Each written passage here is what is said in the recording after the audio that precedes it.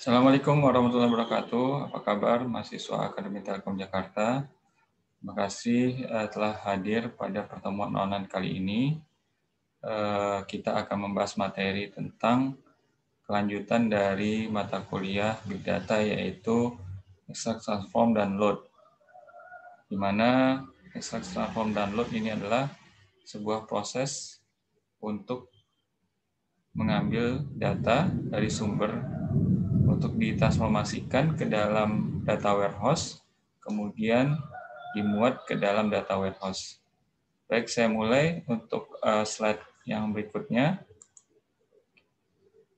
Nah, ini adalah pengertian dari ETL atau Extract, Transform, and Load, yaitu proses pengambilan dan mengubah data dari sumber yang ada di sistem, kemudian meletakkannya ke dalam data warehouse. Kalian sudah pernah pahami bahwa database ya ini juga mendasari ya DBMS mendasari data warehouse. Maka nantinya format-format dalam bentuk Excel ya, Word, kemudian dari sumber-sumber yang lainnya ya, itu bisa diekstrak kemudian ditransformasikan ke dalam data warehouse. 3 fungsi utama ini dilakukan untuk membuat data agar siap digunakan pada data warehouse. Ya tadi ya, jadi ada berbagai macam sumber data yang tidak standar, sehingga perlu adanya proses ETL ini. Pada data staging atau data pengumpulan data, disediakan tempat dan area dengan beberapa fungsi seperti data cleansing, change, cover, dan menyiapkan data untuk disimpan serta digunakan oleh data warehouse. Jadi saat penempatan data tersebut atau yang akan dikumpulkan, maka ada proses cleansing atau pembersihan ya. Jadi mana data-data yang relevan dengan model database atau model data warehouse yang digunakan. Kemudian lakukan perubahan, lakukan konversi, dan menyiapkan data tersebut kemudian disimpan dalam data warehouse. Kemudian data extraction adalah proses pengambilan data yang diperlukan dari sumber data warehouse dan selanjutnya dimasukkan pada staging area untuk diproses pada tahap selanjutnya. Jadi ekstraksi adalah pengambilan data ya. Kalau ekstrak dalam bahasa Inggris kan adalah mengurai ya. Jadi beberapa sumber data ya diuraikan, kemudian mana yang akan diambil untuk ditempatkan di data warehouse. Pada fungsi ini akan banyak berhubungan dengan berbagai tipe sumber data, format data mesin yang berbeda, software dan arsitektur yang tidak sama. Sehingga sebelum proses ini dilakukan, sebaiknya perlu mendefinisikan requirement, persyaratan, atau pemodelan dalam data warehouse. Sehingga sumber data yang dibutuhkan ya mudah diekstraksi ke dalam data warehouse. Nah, ada beberapa metode ekstraksi, yaitu berdasarkan logiknya, ini ada full extraction dan incremental extraction. Kemudian berdasarkan fisik, itu ada online extraction dan offline extraction. Di mana untuk yang ekstraksi secara logik, ya, yang full extraction diartikan adalah data diambil sepenuhnya menyeluruh dari sumber sistem. Biasanya dilakukan pada saat create pertama kali data warehouse. Ya, ini database atau data warehouse yang di-create di dalam DBMS, ya, ini masih kosong. Ya, jadi full extraction ini di awal ya dipenuhkan dulu ya, dikumpulkan dulu ya. Nanti kalau misalkan ada perubahan-perubahan data, maka secara incremental itu bisa diekstrak lagi. Ya, jadi proses atau dalam full extraction ini data itu adalah data awal ya yang tipenya itu macam-macam ya, sumber datanya macam-macam. Kemudian nanti apakah setelah dimuat ke dalam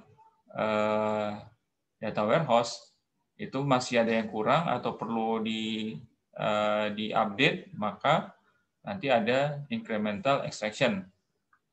Karena ekstraksi ini mencerminkan semua data saat ini tersedia pada sumber sistem, tidak perlu untuk melacak perubahan pada sumber data sejak ekstraksi sukses terakhir. Jadi seperti halnya kalau di Excel misalkan ya, ada beberapa tabel, ada beberapa tabel data ya.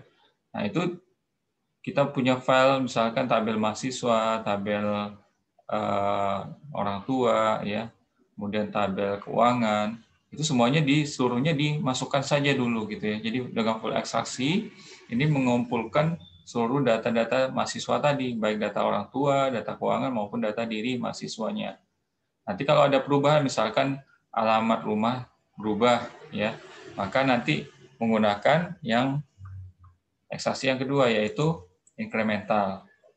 Pada titik tertentu, dalam waktu tertentu, hanya data yang telah berubah yang akan diekstraksi. Jadi hanya beberapa data saja yang mengalami perubahan, itu dilakukan incremental extraction. Dalam kebanyakan kasus, menggunakan metode tertentu untuk menambahkan logika ekstraksi ke sistem sumber. Jadi harus ada ya pemilihan atau selection-nya ya. Selection-nya itu berdasarkan apa? Waktu, ya range ya, misalkan waktu dari kurun waktu misalkan diambil di bulan Januari, kemudian ingin dilakukan incremental extraction, maka kita bisa melakukan selection untuk time yang Februari, jadi yang data yang terbaru. Baru nanti data yang terbaru ini akan di load ke dalam data warehouse. Kemudian ada online extraction. Data yang diekstraksi langsung berasal dari sumber data dapat memakai snapshot log ataupun dapat memakai trigger database. Jadi log yang ada di database atau trigger database ini akan kita jelaskan lebih lanjut ya nanti ya. Jadi trigger database ini adalah data perubahan di database, ada log yang masuk ke dalam database mengenai perubahan tersebut, maka dia akan secara otomatis melakukan ekstraksi dari sumber data. Nanti kita pelajari ya lebih lanjut ya. Jadi online ini istilahnya sinkronisasinya ya real time. Jadi ada perubahan, ada log keluar di database, itu akan melakukan trigger database. Jadi database akan berubah, kemudian secara otomatis ekstraksi akan terjadi, yaitu incremental extraction-nya. Kalau secara offline, maka data yang diekstrak tidak langsung berasal dari sumber data atau tidak real time. Ya. Nah, contoh pemakaiannya adalah seperti menggunakan flat file. Ya, flat file itu seperti Excel biasa atau CSV, ya, yang datanya sudah sudah lebarnya itu atau tipe-tipe datanya itu sudah fix ya. Kemudian ada dump file, redo log, archive log, atau transportable table space.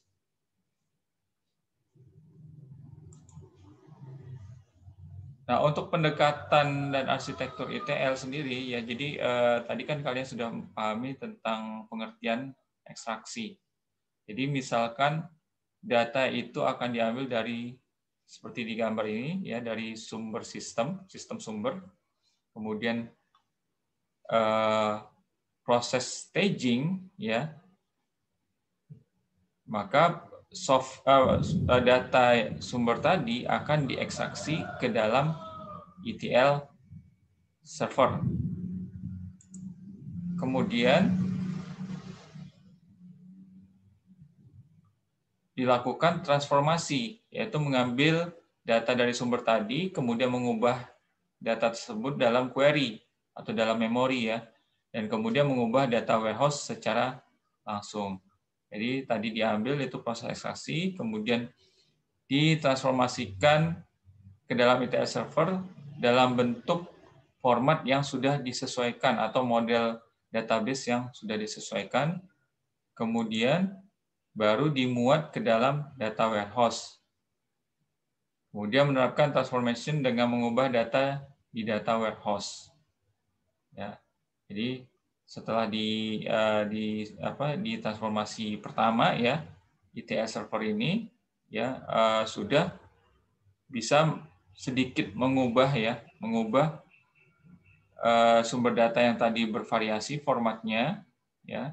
Kemudian setelah sudah fix formatnya berdasarkan ETL server, maka dia akan dimuat ke dalam data warehouse.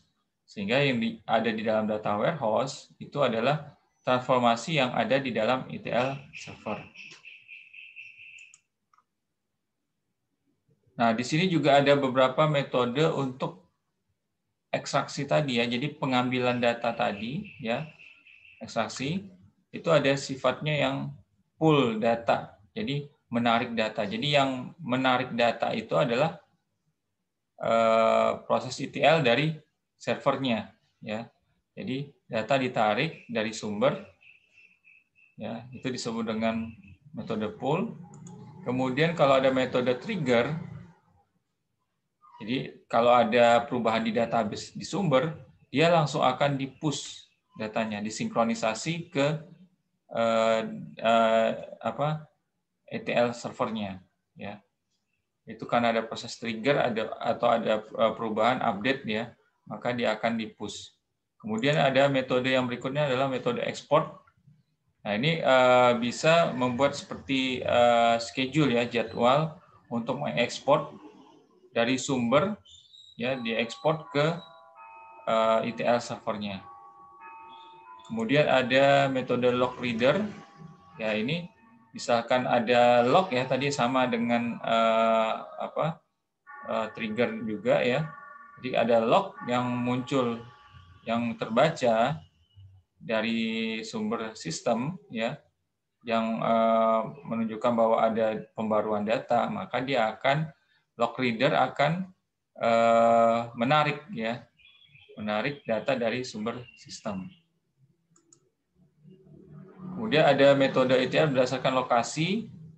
Jadi eksekusi proses ETL ya ada yang A, B, C ya ini ya. Eksekusi proses ETL dalam sebuah server ETL yang terpisah yang berada di antara sumber sistem dan server data warehouse. Jadi seperti yang gambar yang pertama tadi, ada ETL server sendiri ya di luar sumber sistem dan server data warehouse. Kemudian kalau yang B, lokasinya itu ya proses ETL itu terjadi di dalam server data warehouse. Yang ketiga adalah proses ETL itu terjadi pada sumber ya, di mana servernya ya menghost sumber sistem. Mari kita lihat gambarnya seperti ini ya. Jadi kalau yang A, proses ETL-nya itu karena ada ETL server dan itu terpisah dari sumber sistem dan data warehouse. Sedangkan yang B, ETL prosesnya terjadi di data warehouse. Ya, di sini tidak menggunakan ETL server. Kemudian yang C, ETL prosesnya terjadi di source system. Ya. Kemudian di-push ke data warehouse.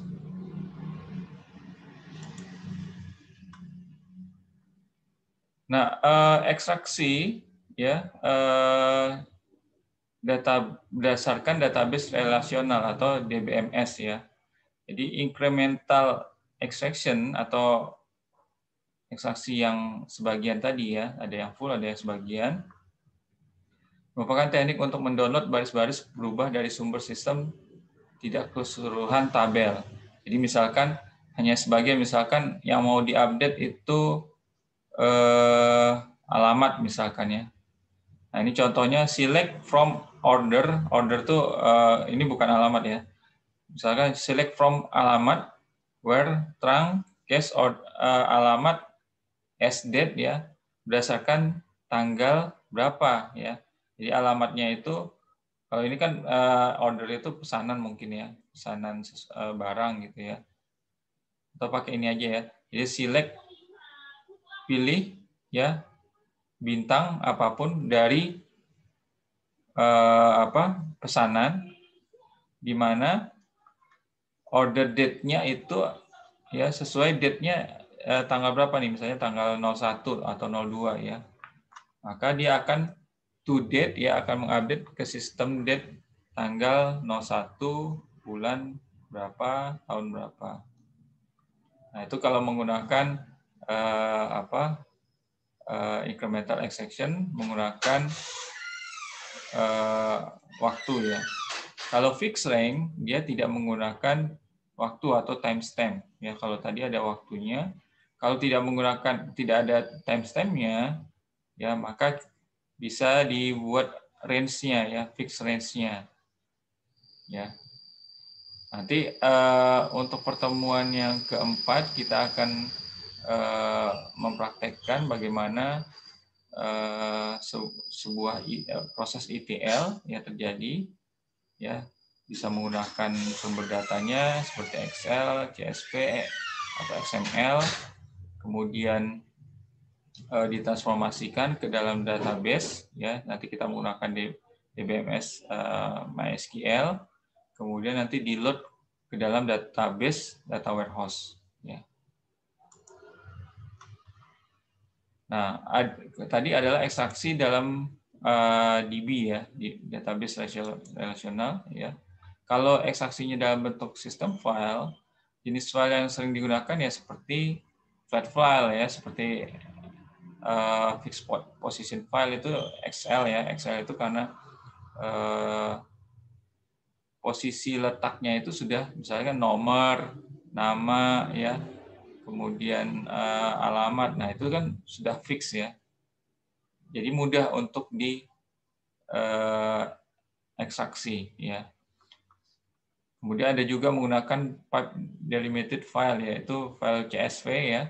Ini sering kita menggunakan text to column ya. Itu bisa pilih delimited ya, delimited. Kemudian pilih misalnya titik koma ya. Nah, ini bisa menggunakan pipe delimited file. Di flat file biasanya digunakan karena memang memberikan performa terbaik ya. Importing atau exporting dari flat file merupakan yang tercepat. Jadi paling mudah yang menggunakan flat file tadi dibandingkan menggunakan jenis file seperti XML. Kemudian kalau kita sudah paham tentang ekstraksi, maka ada disebut dengan transformasi ya. Pada proses transaksional data atau data-data harian ya disimpan dalam berbagai format ya. Sehingga jarang ditemui data yang konsisten. Ya misalkan saja ya, misalnya walaupun Excel gitu ya, formatnya juga beda ya. Misalkan nama ya, nomor, nama, kemudian alamat ya, nama orang tua ya. Kemudian nanti ada tabel yang lain, data keuangan. Dia bukan pakai nomor, pakai ID transaksi ya. Kemudian ID transaksi, kemudian datanya berupa numerik ya, yaitu rupiahnya berapa ya. Nah, itu kan berbeda dengan data yang mahasiswa tadi ya, yang rata-rata teks ya. Nah, kalau ada numeriknya itu pasti formatnya itu berbeda. Dengan proses transformasi data ini kita melakukan standarisasi terhadap data atau menyamakan database yang sumber data yang ada dengan dimasukkan ke dalam database ETL-nya ya. Jadi formatnya standar ya, sehingga formatnya menjadi konsisten. Beberapa contoh ketidakkonsistenan data tersebut dapat diakibatkan oleh tipe data yang berbeda ya.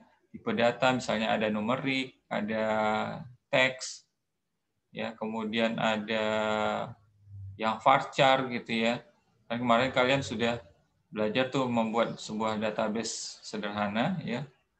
Language-nya ya, panjangnya berapa ya, dan lain sebagainya.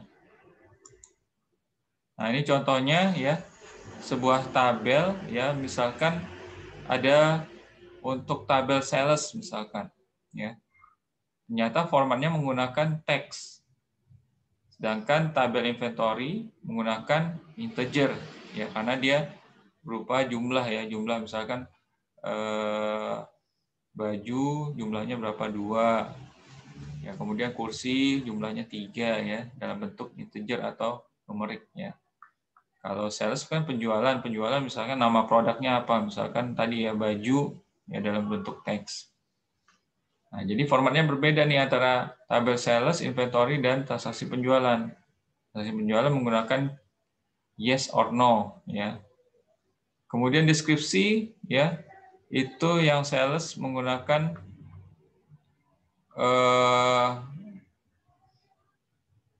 nama pelanggan ya.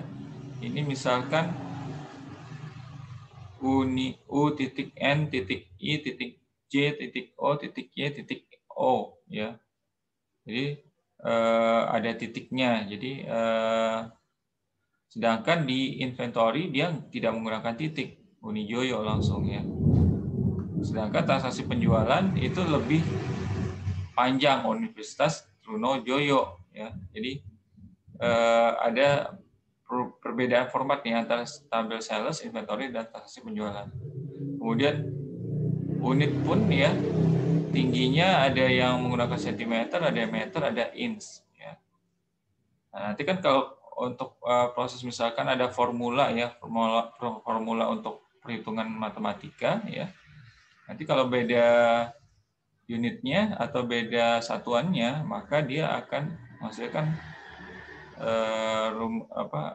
hasil perhitungan yang salah ya.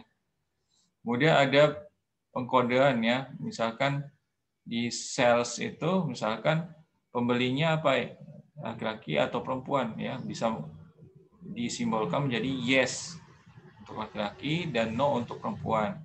Sedangkan di inventory, tabel inventory dia menggunakan kodenya ada L dan P. Laki-laki L, perempuan adalah P. Nah, jadi berbeda dengan yes dan no tadinya. Kemudian kalau transaksi penjualan itu menggunakan 1 dan 0. 1 laki-laki, 0 adalah perempuan. Ya, jadi format pada transaksi data disimpan dalam berbagai format. Ya. Elemen data tersebut tersimpan dalam format teks, integer, dan lain-lain. Kemudian description pada tabel merepresentasikan ketiga nama pelanggan adalah sama. Namun dengan penulisan yang beda, terlihat adanya perbedaan format pada data. Tadi sudah saya jelaskan. Kemudian unit, adanya perbedaan satuan ukuran dapat menimbulkan permasalahan yang kompleks. Encoding, huruf atau nomor dapat dijadikan label sebagai identifikasi suatu objek. Ya. Nah, itu jadi ada perbedaan-perbedaan data inilah yang perlu disamakan nantinya ya. Maka perlu yang disebut dengan transformasi. Nah, metode transformasi ada yang multi-stage, kemudian ada yang pipeline data transformation ya. Kalau multi-stage ini transformasinya itu dengan banyak stage. Ya, di sini misalkan dari flat file ya, kemudian di load ke staging tabel ya. Misalnya tabel yang pertama ya, new sales step 1 ya. Terbentuklah tabel new sales step 1. Kemudian divalidasi customer, dirubah lagi apakah sudah sesuai dengan dimensi tabelnya ya. Kalau belum masih di load lagi ke tabel yang kedua yaitu new sales step 2. Kemudian dikonversikan sumber product key ke warehouse product key ya. Dihubungkan ya sehingga terbentuklah new sales step 3, tabel yang ketiga ya. Kemudian baru disinilah di insert ke tabel warehouse sales ya. Jadi prosesnya itu ada banyak ya. berbagai tabel ya, sehingga sampai tabel yang tertentu ya, dia baru bisa di input ke tabel akhir, yaitu tabel yang ada di data warehouse. Kemudian ada pipeline data transformation. Nah, ini tidak menggunakan tabel staging ya. Jadi data ditransformasikan dan langsung dimasukkan ke data warehouse tanpa bantuan table staging. Nanti untuk prakteknya mungkin kita hanya menggunakan pipeline data transformation. Jadi sesudah dari flat file ya, dibuat menjadi external table, kemudian divalidasi, dicek lagi dimensi tabelnya, kemudian baru dikonversikan hasilnya ya ke produk warehouse ya, kemudian dimasukkan ke tabel data warehouse ya. Nah, untuk loading ya, data loading adalah memindahkan data ke data warehouse. Jadi saat tadi udah dilakukan transformasi ya, ini ada berbagai macam cara untuk melakukan loading data.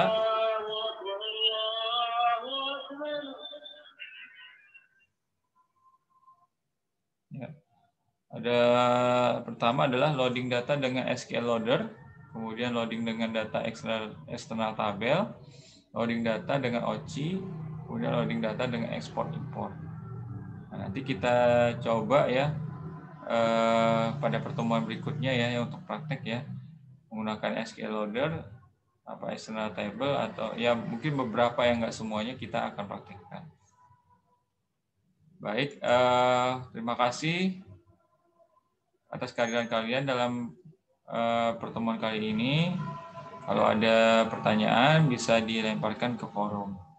Terima kasih, semoga bermanfaat. Assalamualaikum warahmatullahi wabarakatuh.